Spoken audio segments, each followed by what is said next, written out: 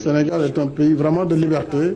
et les homosexuels ne sont pas pourchassés. Le problème, il est aussi simple. Mais nous avons des homosexuels chez nous. Ça veut dire qu'aujourd'hui, les associations de défense des droits des homosexuels au Sénégal auraient pignon sur rue, la possibilité de s'exprimer, la possibilité de faire campagne, par exemple. Ils sont libres. Ils sont libres. Ils sont libres de le faire. Sans aucune difficulté. Sans ça, je ne sais pas s'ils auront des difficultés ou pas. Pas avec le gouvernement, c'est sûr. Mais est-ce qu'ils n'auront pas de difficultés avec la société? Ça, c'est une autre affaire. La ñu wax ci mbirum góor jigéen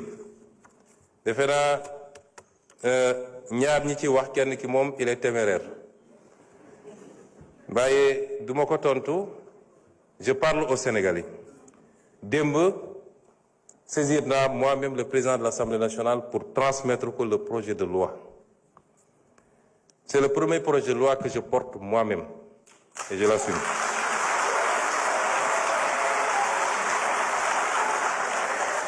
dañu wax ni li tax criminaliser ñu ko loolu ñi mu intéressé woon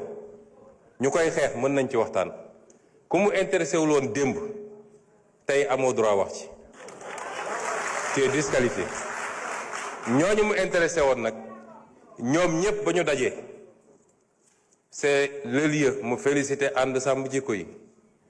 ak ñeneen ñu yëngatu ci lii ñoom ñëpp ba ñu dajee ñoo dëppoo ni mën nañu am lu ñu bëgg en restant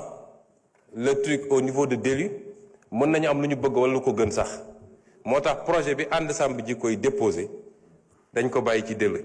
projet bi ma def te sukkandiku ci loolu ak leen luñ ci yokk dañ ko bàyyi ci délit lañ ca bëgg nag dinañ ko am ba mat sëkk ñi ciy wax ci opposition ma wax leen ci tax a jóg bu ñu jógee dañuy dem seeti seen leurs maîtres occidentaux ne leen waxoon nañ leen ñi ñu bon lañu gis ngeen kii nañu ñi ngi réprimer les homosexuels ñun li ñu bañoon def ñoom ñu ngi koy def dañ koy politiquer foofu ci occidentaux yi ak ci lobby yi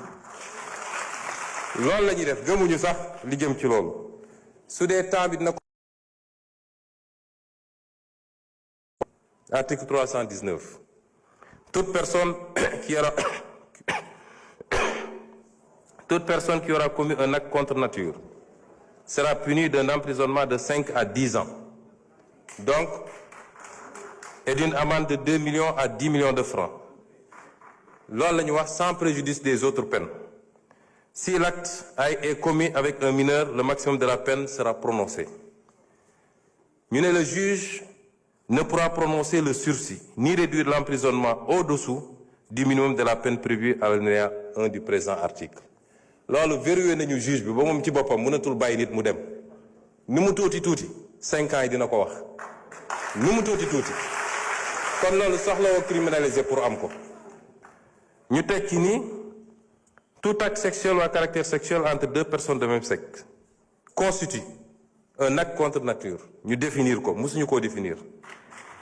tout acte sexuel ou à caractère sexuel entre deux personnes de même sexe ou tout acte sexuel à caractère sexuel commis par une personne de l'un ou l'autre sexe sur un cadavre humain ou un animal.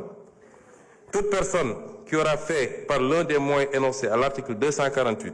l'apologie d'un acte visé à l'alinéa 3 du présent article sera punie d'un emprisonnement de 3 ans à 7 ans et d'une amende de 500 000 à 5 millions. loolu newuloon ci loi bi weesu mooy apologie man bi may nekk député ànd sàmm jikko bi ñëw gis ma. dama leen ne loi bi ni ngeen ma ko andilee doyaguma parce que une loi ne doit pas créer de l'insécurité juridique te loolu dinaa ci dellu si ma ne leen en tant que député du ma ko wote moo tax boobu wotewu ma ko woon suñ ko toggaatee nag ba mu mel ni mu war a mel kenn duma ci njëkk ñu tegaat ni kon apologie bi ñay def la ñuy def dugg ci internet bi wala góor yi daje sol seen marinière def seeni truc am na ku ma ne ndax taaje boon bokk na ci loolu la ñu wax ne loolu bokkatuñu ensuite ñu ne constitue l'apologie d'un acte contre nature toute représentation publique par la parole l'écrit l'image le geste le son ou par tout autre procédé quelconque tendant à promouvoir l'homosexualité la bisexualité la transsexualité la zoophilie la nécrophilie ou toute autre pratique assimilée foofu dañu am nañu jàpp ne dañoo def dugal ci ay détails homosexualité dafa ëmb lépp bu dee bu jigéen bi la ñuy wax lesbianisme bu dee bu góor ñu ne gay wala xam lan donc su ñu nee homosexualité yóbbu na loolu yépp ñu ne toute personne qui aura financé ou appuyé le financement mosu cee bokk parce que xam nañ ni li gën a aggraver affaire bi mooy xaalis bu bëri bi ci gars yi di distribuer ci la ñuy appatee xale yu bëri ba ñooñu mujj nekk nag ay habitués li ñu wax ci feebar bi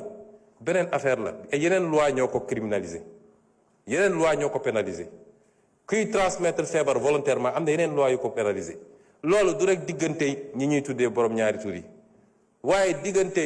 hétérosexuel sax nit mun na dem di transmettre volontairement moo xam góor la moo tax jigéen la moo tax il faut ñu détacher ko